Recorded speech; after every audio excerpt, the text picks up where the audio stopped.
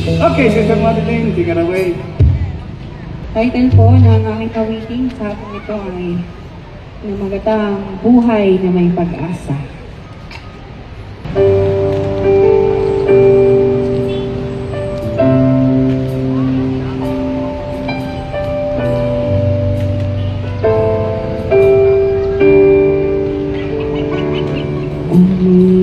Umuulang bawat sandali ng iyong buhay, mga panahong nalalabi sa'yo'y wala ng saysay, pagkat di mo malimot-limot ang iyong nakaraan.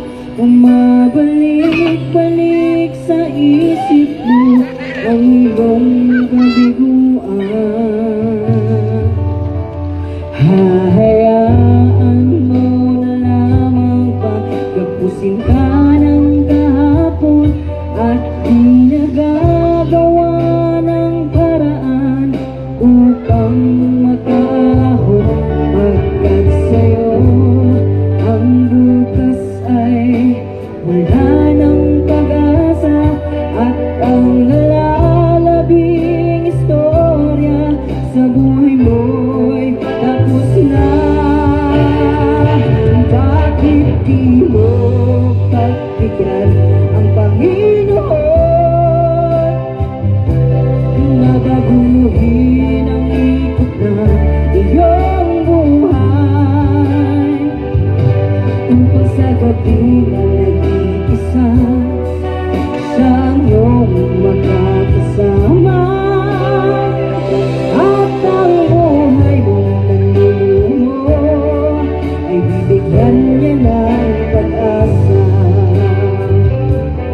Sasayangin mo na lamang ba ang nadaang pagkakataon upang ang buhay mong basagay magkaroon ng layon? Ngunit ang lakbayin sa mundo ay wala nang halaga, at ang tapusin ng buhay mo sa'yo'y mas mainam pa. Bakit di mo pagbigyan ang may kapal na baguhin ang ikot ng iyong buhay, upang sa gabing nag-iisa siya ang iyong makakasama, at ang buhay mong nanlulumo ay bibigyan niya ng pag-asa.